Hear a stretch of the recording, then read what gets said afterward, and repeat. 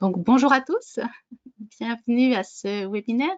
On va attendre quelques minutes quand même, le temps que tout le monde va pouvoir effectivement se connecter. Vous êtes très nombreux à vous être inscrits. Apparemment, la thématique de la francophonie, le désir de vivre et vibrer francophone en classe de FLE vous intéresse énormément.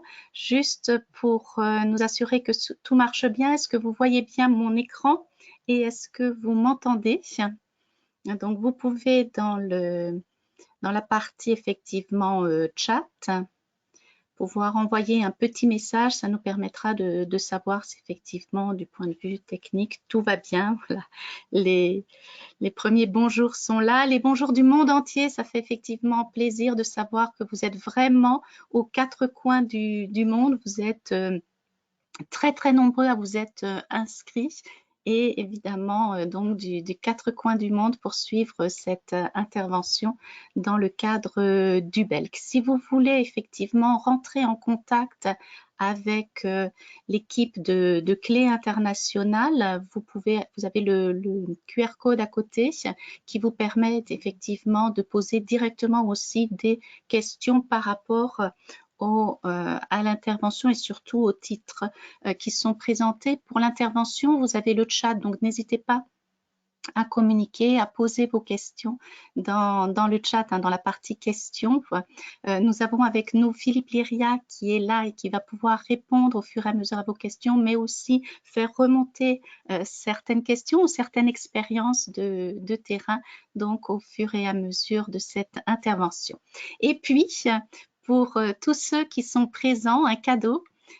Vous aurez donc d'ici quelques jours, vous recevrez dans vos boîtes mail un code d'activation personnel pour pouvoir profiter donc de cette méthode Odyssée, notre nouvelle méthode pour adultes qui effectivement qui propose énormément de documents donc issus de la diversité du monde francophone. On en reparlera à la fin, mais vous avez donc cette possibilité de gagner un accès à la version numérique donc de votre choix, le niveau A1 ou le niveau A2 d'Odyssée. Le niveau B1 est également disponible, il vient juste de sortir ou il sortira d'ici quelques jours, donc vous pourrez bien sûr bientôt le découvrir chez votre libraire.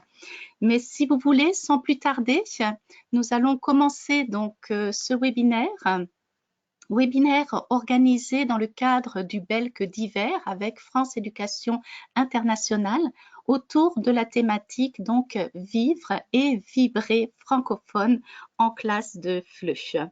Car évidemment, c'est une thématique qui nous intéresse et c'est vrai qu'au cours de l'année, en classe de FLE, il y a certains temps forts autour de la francophonie.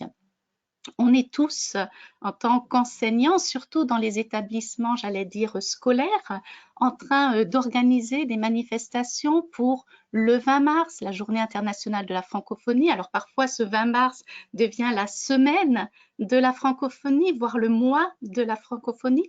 En tout cas, c'est un moment fort parce que c'est l'occasion effectivement d'aborder avec nos élèves la francophonie, de pouvoir travailler sur des projets, de valoriser ce qui a été fait en cours d'année.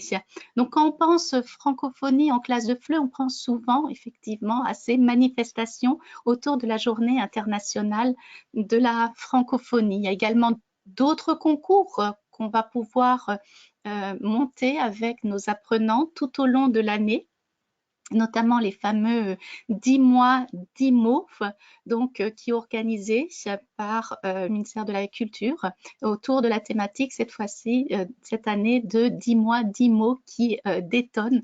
C'est l'occasion aussi de découvrir des mots ici effectivement qui détonnent, qui étonnent et qui souvent font plaisir aux apprenants de découvrir un petit peu d'originalité qui peut se cacher derrière la langue. Et enfin, citons également dans les événements phares les Olympiades internationales de la langue française, là aussi qui vont favoriser l'expression des apprenants autour de la langue française.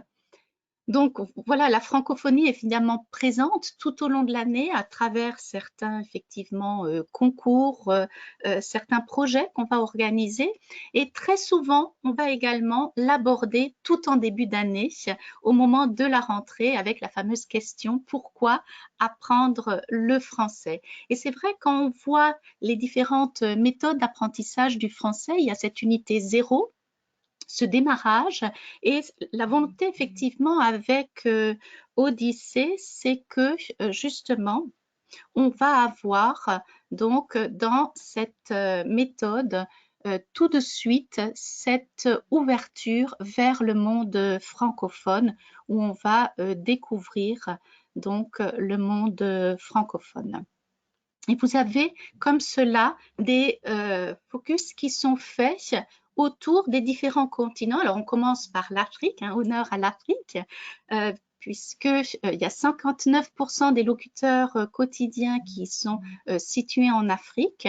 Le français, c'est la 5e langue la plus parlée dans le monde, vous savez peut-être, et la majorité de ces francophones donc sont situés sur le continent africain. Donc on aura un cap sur l'Afrique, mais également un cap sur l'Asie, sur l'Europe, sur l'Océanie. Donc c'est l'occasion effectivement dès le début de montrer toute la richesse effectivement de cet espace francophone.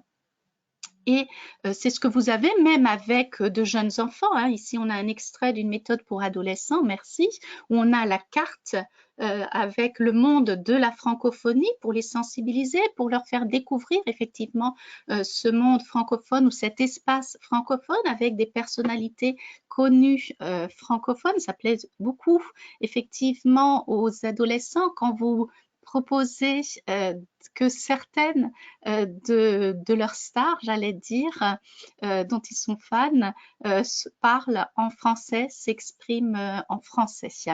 Et même chose, l'autre exemple que vous avez à côté, c'est avec la méthode zigzag, donc une méthode destinée vraiment à des très jeunes enfants. On est au niveau 3 cette fois-ci et on aura dans les pages découvertes justement un reportage sur la francophonie. On s'interroge avec les enfants, les élèves, c'est quoi la francophonie? Alors, c'est quoi la francophonie justement? Ça va être une des parties de cette intervention. Quelle définition donner à la francophonie ou plutôt de quelle francophonie on parle? Est-ce qu'on parle de francophonie avec un F majuscule? Je pense que vous me voyez venir. Est-ce qu'on parle de francophonie avec un F majuscule ou au contraire on le met au pluriel, les francophonies? Alors si vous voulez en savoir un peu plus sur la francophonie, avoir du matériel effectivement pour vos apprenants, je vous propose notamment dans la collection progressive où vous avez au niveau du sommaire hein, de civilisation progressive toute une présentation de ce que c'est que cette francophonie avec des exercices qu'on peut aborder avec nos élèves. Donc c'est vrai qu'il y a un moment où on va aborder la francophonie avec nos apprenants. Alors ça peut être à partir évidemment de données chiffrées. On va évoquer donc la francophonie, c'est-à-dire l'institution, enfin un dispositif institutionnel hein, autour de l'Organisation internationale de la francophonie qui a pour mission de promouvoir le français, mais également de mettre en œuvre une coopération entre les États. Et on a actuellement 88 États membres et 27 donc pays observateurs répartis sur les 5 continents. Donc c'est cette force aussi de la francophonie qu'on mettra en avant auprès de nos apprenants pour pouvoir parler effectivement de la constitution de cette idée fédérateur autour de la langue française.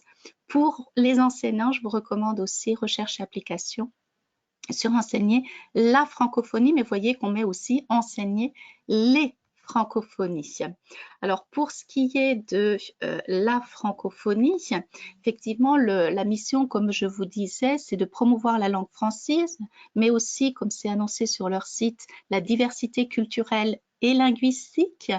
Et puis évidemment, promouvoir certaines idées comme promouvoir la paix, la démocratie, les droits de l'homme, mais également appuyer l'éducation, la formation, l'enseignement supérieur et la recherche et développer la coopération économique au service du développement durable, donc des thématiques évidemment, des valeurs portées aussi dans des ouvrages comme la méthode Odyssée. Là, vous avez des exemples du niveau B1. Mais francophonie, derrière ce mot, c'est également tout un espace.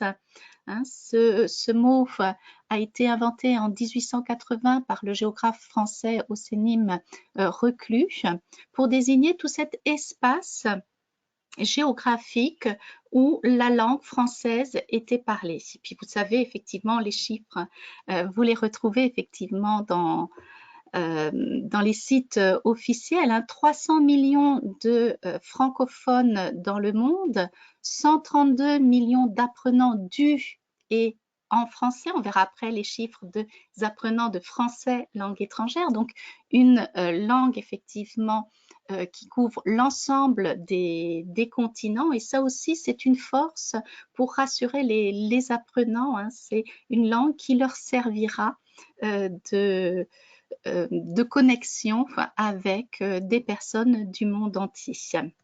Alors, on a évoqué effectivement cette grande richesse de cet espace francophone, mais si on a effectivement 300 millions d'individus qui parlent une langue, on a également 300 millions d'histoires différentes, ou au moins on a des francophonies.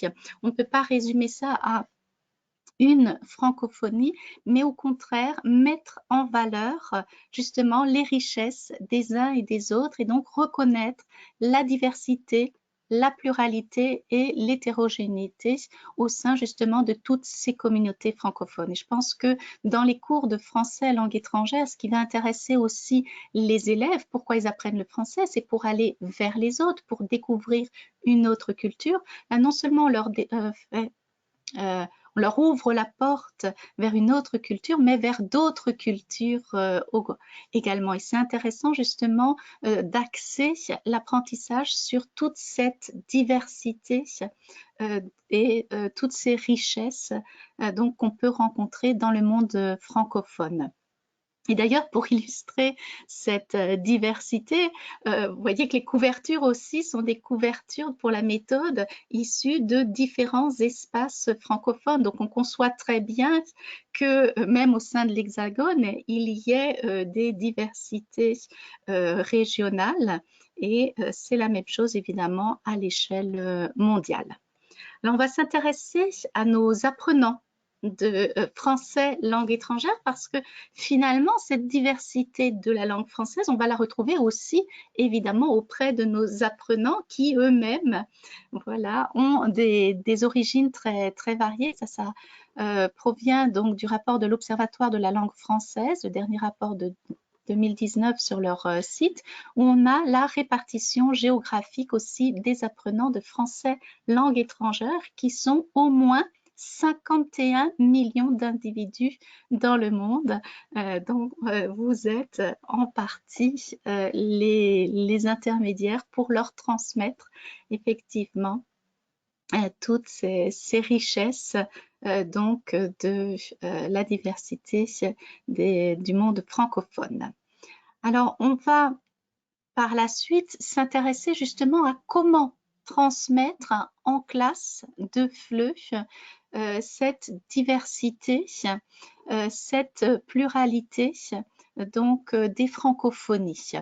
Parce que d'habitude, si on regarde un manuel, c'est vrai que dans l'ensemble des ressources, à votre avis, quel est réellement le pourcentage de documents qui sont issus de réalités hors de l'Hexagone? C'est relativement limité, et vous verrez dans les exemples qu'on va vous citer effectivement que c'est important de pouvoir voir autre chose. On peut aborder un même sujet, mais avec des exemples très variés.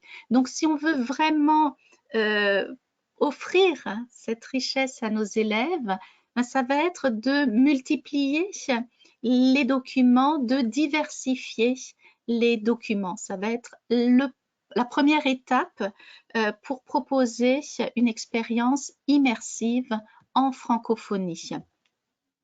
Là, vous avez effectivement des exemples où on a une unité sur les achats. Évidemment, on va parler des différents achats qui peuvent exister dans cette unité, mais le choix même montre ce désir de s'ouvrir.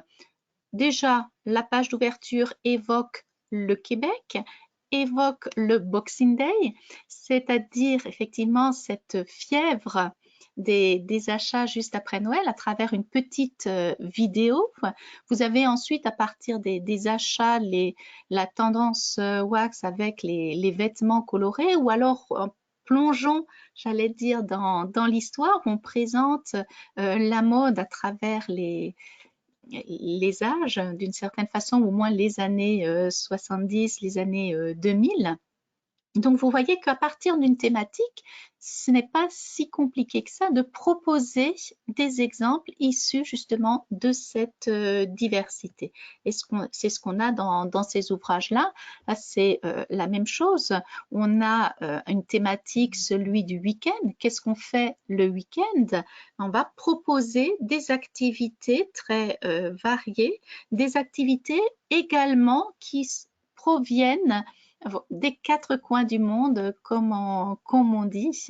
Donc, parce que en étudiant ça, l'élève va bien sûr apprendre tout ce qui est nécessaire, les compétences nécessaires dans cette unité pour pouvoir échanger, parler de son week-end, de ses sorties, inviter ou raconter ce qu'il a fait. Mais ça va être également une source d'intérêt, une source de découverte pendant le cours. Et je vous assure, les élèves sont particulièrement curieux de savoir comment ça se fait ailleurs. Et donc là, on a des exemples. Puis je pense que les professeurs aussi, hein, pour être honnête, quand vous avez un livre comme cela, une nouvelle méthode dans les mains, vous êtes aussi curieux d'en connaître un peu plus et vous faites aussi vos recherches. C'est vraiment très, très riche en documentation. C'est ce qu'on peut avoir aussi avec des plus jeunes publics, mais pourquoi aborder simplement l'alimentation ou certaines fêtes d'un seul point de vue alors qu'il y a une grande richesse? Donc il faut multiplier les supports et leur diversité pour pouvoir petit à petit introduire ce désir d'aller vers l'autre, cette curiosité de pouvoir comparer, hein, pour pouvoir petit à petit aborder des thèmes interculturels avec les élèves. Ça, c'est un cahier de découverte culturelle. Alors, c'est un petit livret destiné effectivement aux enfants du primaire, donc avec des mots simples, mais pour aborder la variété des fêtes, que ce soit les fêtes effectivement de fin d'année, ou quand on a abordé le sport, eh bien, on va proposer effectivement différents exemples. C'est la même chose pour l'autre niveau. Alors pour le premier niveau, à titre indicatif, vous allez trouver effectivement plutôt la vie quotidienne. Dans les niveaux 2 et 3, c'est réparti par pays. On aura une répartition donc par pays, à chaque fois 4 points qui ont été mis en avant dans ces pays-là. Mais bon, voilà, j'ai pris l'exemple de la Grèce, vous devinerez peut-être pourquoi. Mais c'est vrai que ça va être l'occasion de parler des paysages, donc la géographie. Quand on parle de ces vacances, on a aussi besoin de pouvoir parler des paysages, parler de la famille, parler de l'alimentation, parler du sport. Donc, des thématiques effectivement qui peuvent être abordées sous un point de vue bien différent et bien varié. Donc, c'est vrai que c'est relativement facile, j'allais dire, de varier cette diversité. Mais ensuite, la deuxième question qui se pose, qu'est-ce que j'en fais? Qu'est-ce que je fais de ces documents bien variés? Comment mettre en avant justement la pratique interculturelle en classe? Ben, on va faire un travail de décodage, aider les apprenants à comprendre les pratiques des uns et des autres, évidemment, ça va nous faire réfléchir, un travail de compréhension, mais pour réfléchir aussi à sa propre pratique. Et on va voir effectivement que l'approche interculturelle peut être abordée de différentes façons. Alors, il y a effectivement l'approche interculturelle par comparaison, des habitudes des uns et des autres, l'approche sociologique. J'ai bien aimé cet exemple. On parle du capitaine de soirée. Quand il y a une soirée qui peut, pour certains, être un peu arrosée, on l'explique ici, ça va être la personne qui ne boit pas pour pouvoir raccompagner évidemment les autres. Et c'est intéressant parce qu'il s'appelle différemment en fonction des pays. Donc j'ai trouvé que ce petit clin d'œil est intéressant pour pouvoir montrer que oui, finalement, il y a bien des points communs. Évidemment, on mange tous, on sort tous, on a tous une famille et on va effectivement avoir des habitudes différentes. Donc cette approche interculturelle basée à partir de documents de type sociologique va fournir des informations de base aux apprenants, mais qui vont permettre en même temps j'allais dire, de fonder des comparaisons sur des données et de ne pas partir simplement de un a priori ou d'idées préconçues. Là, je pense que si on vous mettait en sondage quel est le top 3 des travailleurs heureux, je ne sais pas si vous aviez mis ce palmarès en tête. Donc, ça va être l'occasion aussi de réfléchir et moi, c'est ce que j'adore justement, c'est quand on a ces petits documents en classe relativement brefs, ça va forcément entraîner les échanges, les discussions entre les élèves. C'est pas simplement le résultat qui nous importe ou la compréhension simple du document, mais ça va être la réflexion qui va naître derrière ce document. Donc, on va retrouver à chaque fois des thématiques, la thématique ici de la famille, ou de ce qu'on fait le dimanche.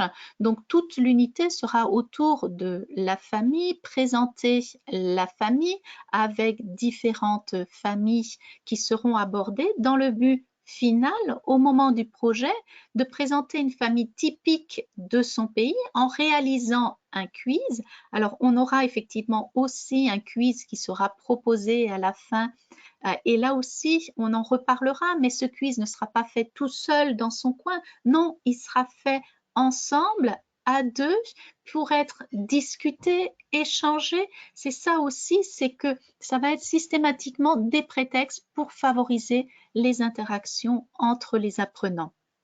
Et pour les aider dans leur démarche, on va d'une certaine façon casser certains stéréotypes ou s'appuyer sur certains stéréotypes, c'est-à-dire plus l'apprenant aura conscience justement de ces stéréotypes, plus il sera capable d'objectiver et vous le verrez effectivement, c'est toujours très intéressant. Il y a des publicités qui sont basées là-dessus aussi, que vous pouvez travailler. C'est vraiment le document déclencheur qui va provoquer une réaction.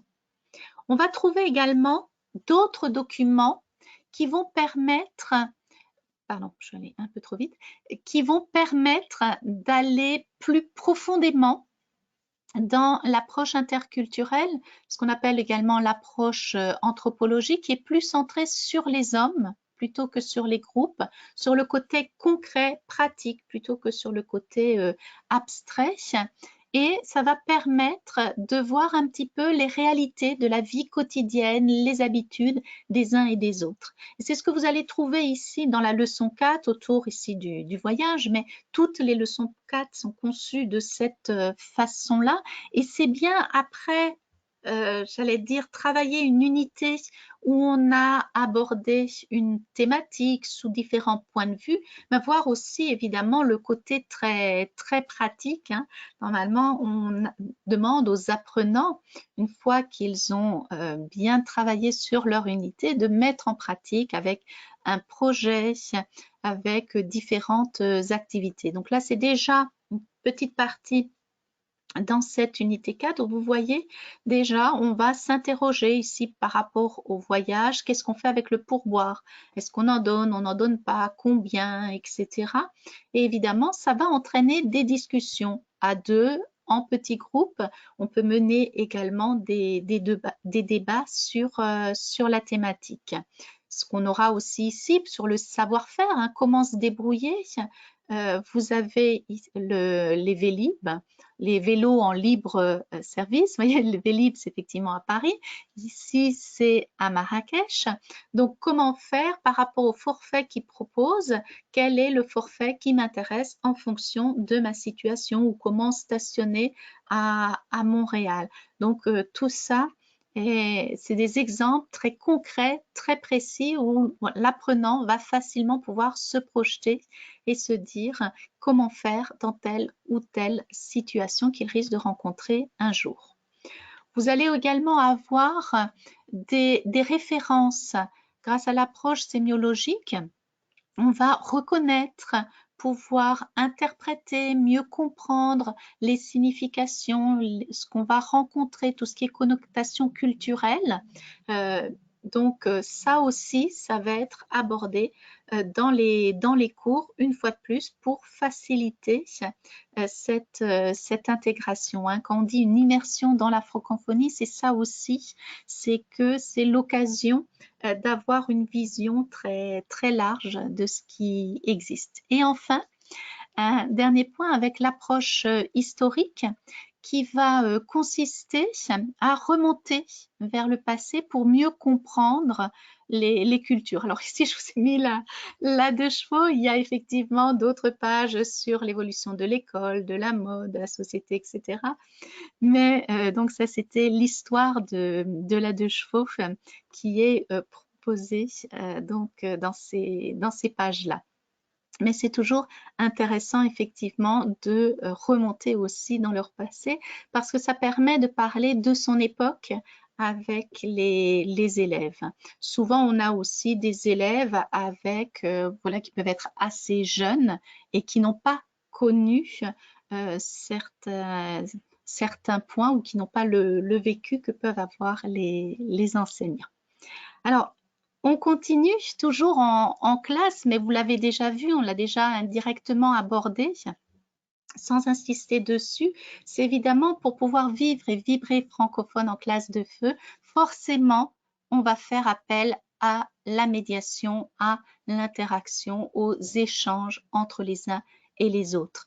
Parce que la pratique justement interculturelle suppose des phénomènes de décentration. On va pouvoir se détacher, évidemment, et puis faire ce lien entre les cultures qui sont proposées. Dans quel but? Toujours dans le but d'arriver à bon port, d'arriver à se débrouiller, quelle que soit la situation. Avec, dans un premier temps, bien sûr, on aura une interprétation des documents. Ça, j'allais dire, c'est pour les premiers niveaux. La médiation au premier niveau va consister à comprendre un document, à l'expliquer à son voisin, que ce soit un document issu de sa propre culture, de sa propre langue qu'on va pouvoir transmettre à quelqu'un de francophone ou inversement, évidemment, expliquer un document en français à des personnes non francophones. Ça fait partie aussi d'une certaine façon de la médiation. Donc, on a ici compréhension effectivement de documents où on va plus loin. On va leur demander aussi de rechercher, de faire des recherches. Alors, c'est vrai que avec Odyssée, vraiment, dans les activités, vous verrez qu'il y ait le logo ou pas de médiation. J'allais dire, c'est des activités qui se prêtent aux échanges, à la recherche, à la réaction de nos apprenants. Donc, on va avoir ici un autre exemple, celui de réussir un entretien d'embauche. Donc, évidemment, on a le modèle, vous voyez ici les différentes étapes. Donc, on montre comment se passe un entretien, puis on va essayer de présenter une personne, définir ce qu'il en est, et ensuite, à deux, voyez que déjà, on commence à travailler à plusieurs, faire les listes de ce qu'on va pouvoir dire, de ce qu'on ne va pas pouvoir dire, et puis on va finir par discuter justement sur ce sujet-là. Et on peut aller dans ce projet-là, évidemment, beaucoup plus loin encore, car tous les documents qui sont proposés, tous les sujets qui sont proposés vont permettre évidemment d'aller beaucoup plus loin. C'est ça qui est intéressant avec justement les documents qui sont proposés dans Odyssée, c'est qu'on peut toujours creuser, aller plus loin, chercher plus de renseignements et donc être beaucoup plus sur les documents authentiques. La majorité des documents proposés dans dans cette méthode sont des documents qui sont authentiques. Et ça va être intéressant justement pour les apprenants d'avoir ce document déclencheur, de pouvoir l'exploiter, mais aussi d'aller plus loin et notamment à travers le projet. C'est des projets qui sont très réalistes et qui correspondent vraiment à notre façon de vivre. Quand on a à poster des informations, ici, c'est effectivement de choisir des restaurants dans sa ville ou ailleurs. Ici, c'est dans la ville puisqu'on est censé les connaître. Donc, d'abord, comprendre effectivement, aller sur des différents sites, voir des descriptifs qui existent, choisir le thème, se mettre d'accord. Qu'est-ce qu'on va faire? On va devoir comprendre des documents, voir aussi la différence des pratiques entre les uns et les autres et aussi d'échanger donc entre les uns et les autres. Donc, je vous invite évidemment avec vos apprenants à travailler sur ces projets. Malheureusement, dans certains cas, ils sont un petit peu passés très vite, mais c'est vrai que le projet va motiver l'élève à utiliser évidemment la langue et ce qui a été dit précédemment. Donc, si vous voulez aller plus loin avec vos apprenants, je vous invite donc à regarder également d'autres ouvrages, à travailler déjà évidemment la méthode de ce point de vue-là pour leur offrir justement tout cet éventail de ressources et de richesses qu'il y a dans les méthodes, mais aussi si vous cherchez plus particulièrement à des ouvrages liés au monde francophone, vous avez effectivement dans la collection progressive qu'on ne présente plus, la civilisation progressive de la francophonie avec un niveau débutant. Vous voyez ce que je vous mettais tout à l'heure par rapport à Alex et Zoé, c'est-à-dire que des thématiques de la vie courante comme les transports, les jeux, l'habitat, les fêtes, etc., la mode, tout ça, vous pouvez puiser dans différentes ressources qui proposent des exemples issus donc de toute la diversité du monde francophone. Pour ce qui est de la civilisation, au niveau intermédiaire, l'organisation est différente, c'est par zone géographique. Donc là aussi, ça vous permet de voir un petit peu ce que vous voulez plutôt mettre en avant, mais vous allez trouver aussi dans cette collection donc par zone géographique ce qu'il en est. Et puis, dernier point, évidemment, pour aller plus loin, c'est lorsque vous aurez présenté ça à vos élèves, ça va être de se tourner vers la diversité des littératures francophones. Alors, vous verrez dans Odyssée, il y a beaucoup d'exemples d'auteurs. On en a vu plusieurs, peut-être. Vous avez fait attention dans la présentation, mais il y a des auteurs contemporains qui s'expriment évidemment en français, même si ce n'était pas forcément au départ la langue maternelle. Ça aussi, je trouve que pour les élèves, c'est magnifique comme exemple de se rendre compte qu'on peut effectivement adopter une langue Et pour aller plus loin, justement, on peut, dès le début, avec les histoires francophones pour des jeunes adolescents, vous avez 12 petits extraits qui sont proposés venant effectivement du monde francophone. Avec à chaque fois, vous avez la biographie de l'auteur, un petit résumé pour mettre en situation l'extrait en lui-même et des exercices, des petits exercices de compréhension avec les audios également, le disque est inclus. Donc, ça peut être une façon aussi d'aborder un petit peu voilà, d'autres ressources avec nos apprenants. Ou alors, vous avez évidemment la littérature progressive de la francophonie, où là aussi, vous avez énormément d'extraits qui sont proposés et analysés. La table des contenus de ces ouvrages-là qui sont cités, vous pouvez le voir sur le site de Clé internationale et vous avez le feuilletage qui est possible au moins de la table des contenus d'une unité pour vous donner une idée de ce qu'il y a réellement dans le livre. Et pour finir, les nouveautés donc de la littérature francophone d'une certaine façon, puisque dans la collection Lecture clé en français facile, vous avez 2 nouveaux titres. Il y a les contes fantastiques québécois qui sont sortis et Contes et légendes des Premières Nations d'Amérique du Nord. Donc là aussi, ça va être intéressant pour les élèves d'ouvrir leur horizon. Je cite aussi, c'est pas par rapport à ces ouvrages-là, mais dans cette collection, c'est un peu plus rare de l'aborder avec les élèves, mais il y a le roman de renard, Tristan et Iseult, aussi les fables de La Fontaine, donc des ouvrages qu'ils ne connaissaient peut-être pas et ça peut être l'occasion d'aborder justement ces histoires avec vos élèves. Donc ça permet d'aller un petit peu plus loin lorsqu'on peut aborder la francophonie, évidemment, le français dans le monde. Certains d'entre vous ont peut-être assisté à l'intervention précédemment de Philippe Myria et de Sophie Ferrand sur le français dans le monde. Il y a une revue consacrée donc à enseigner les francophonies. On a parlé recherche, application également sur enseigner la francophonie, enseigner les francophonies. Et évidemment, vous avez régulièrement des pages également consacré à toute cette diversité du monde francophone. Donc, si vous voulez en savoir plus, vous pouvez aller sur le site évidemment du Français dans le monde ou alors contacter évidemment votre délégué pédagogique qui vous en dira un petit peu plus.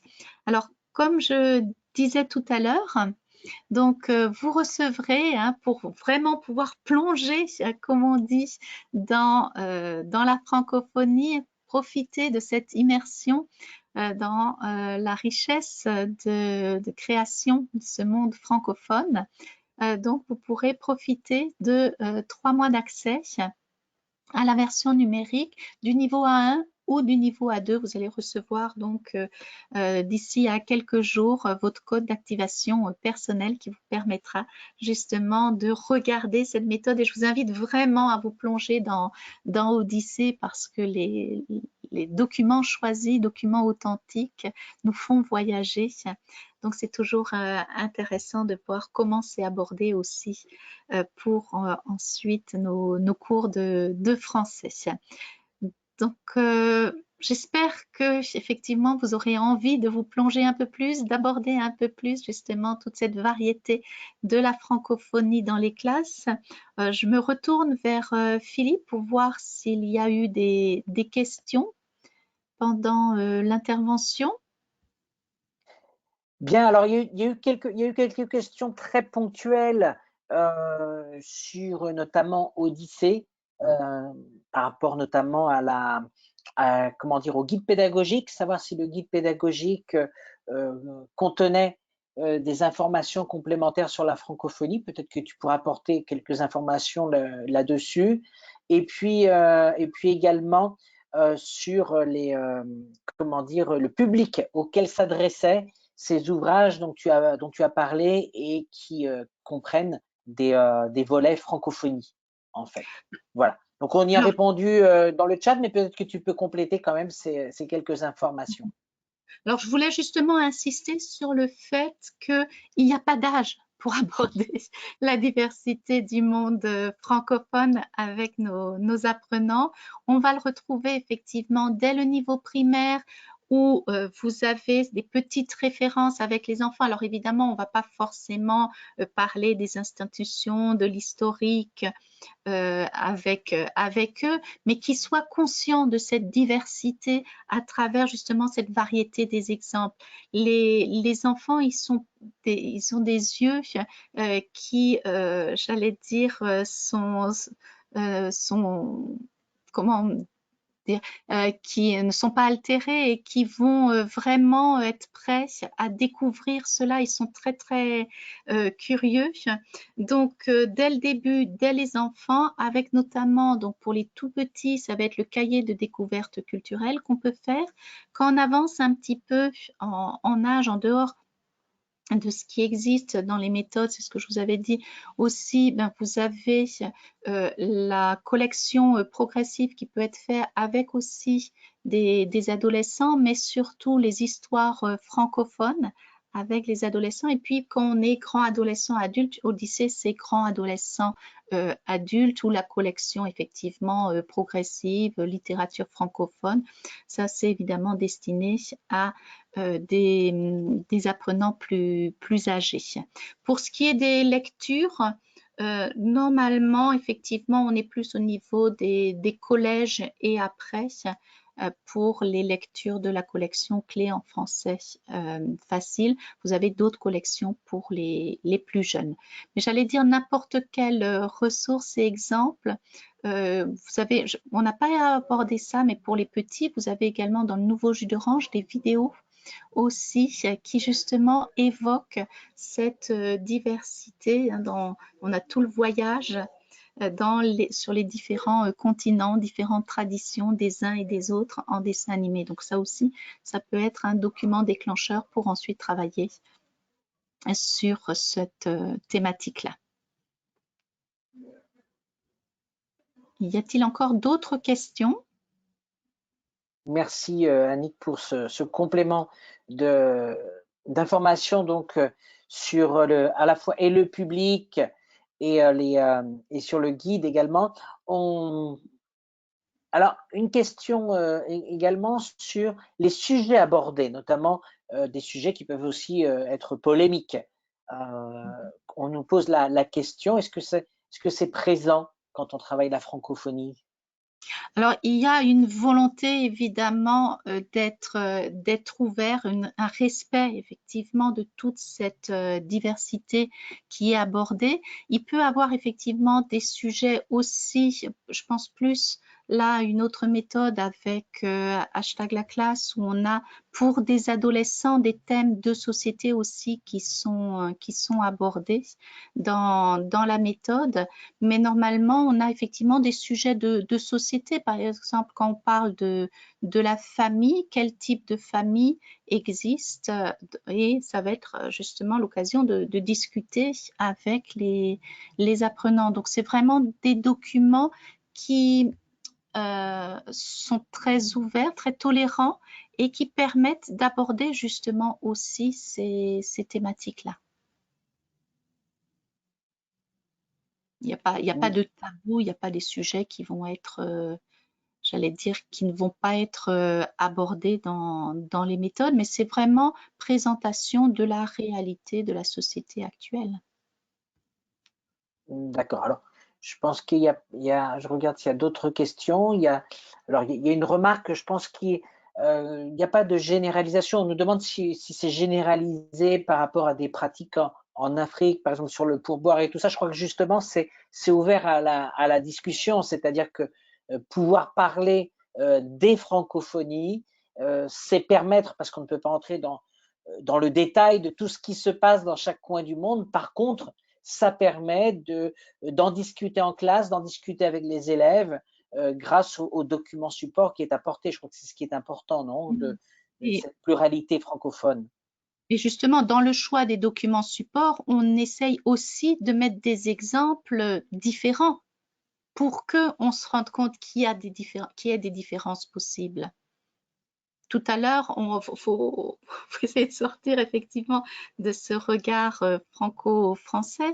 On a vu que les apprenants venaient de tous les continents, évidemment. Enfin, donc, ce qui peut nous paraître pour nous inhabituel peut être très fréquent pour certains des apprenants ou inversement, quelque chose qu'on considère, nous, tout à fait normal, ne l'est pas chez quelqu'un d'autre. Donc, dans le choix des documents, il y a souvent des documents déjà qui peuvent être mis en confrontation, mais sans jugement, sans a priori des uns ou des autres, évidemment.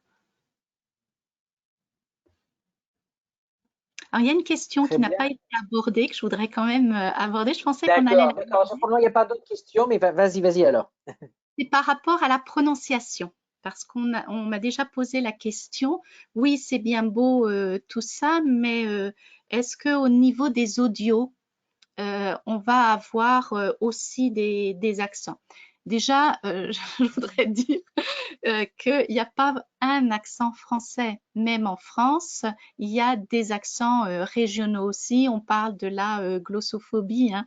Vous avez peut-être entendu parler, notamment lorsqu'il y a eu la nomination du premier ministre français qui avait un accent du sud-ouest. Donc, il y a effectivement des accents régionaux aussi. Alors, on a quand même fait un choix de mettre un accent, j'allais dire, assez effacé.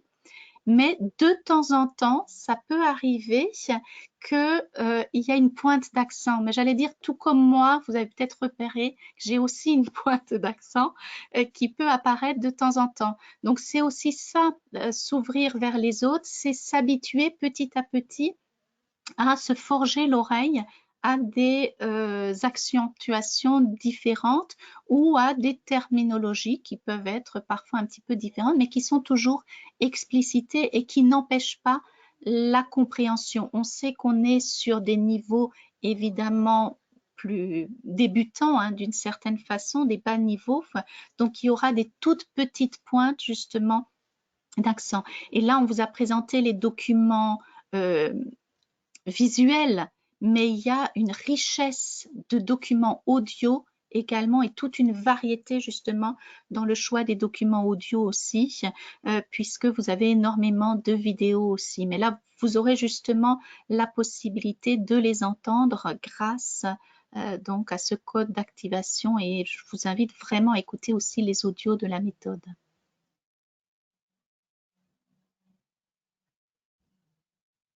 Alors, je regarde, je crois qu'il n'y a pas d'autres questions. On fait des remarques, effectivement, les accents au pluriel sont magnifiques. Ils participent de la diversité de la francophonie, comme le choix lexical, etc. Tout à fait. Euh, je regarde s'il y a d'autres commentaires. Moi, j'ai vu Pour qu'il y a le des commentaires moment, très positifs. Il y a des personnes qui utilisent déjà la méthode et qui sont satisfaites. Toi, tu les as vus passer tous ces commentaires, mais je pense que c'est toujours agréable de les entendre, hein, avec Liliane, là, je vois qui utilise déjà le livre. Elle trouve ça excellent. Et j'ai vu passer tout à l'heure d'autres remarques comme ça. Donc voilà, j'adore ce livre. Là, c'était Nectarios aussi qui l'utilisait. Donc voilà, on attend votre retour par rapport à ce livre ou d'autres ouvrages. Il y avait le guide. Tu m'avais parlé de la question sur le guide, pardon. Enfin, Radouane, je n'avais pas répondu à la question. Évidemment, pour le professeur, il y a le guide pédagogique qui accompagne avec énormément donc d'explications sur le déroulé de la leçon, mais également sur des points culturels qui sont proposés. Et puis vous avez également des compléments de tests dans le guide pédagogique. Donc c'est un guide pédagogique très très riche avec Odyssée comme la plupart évidemment des guides que nous proposons.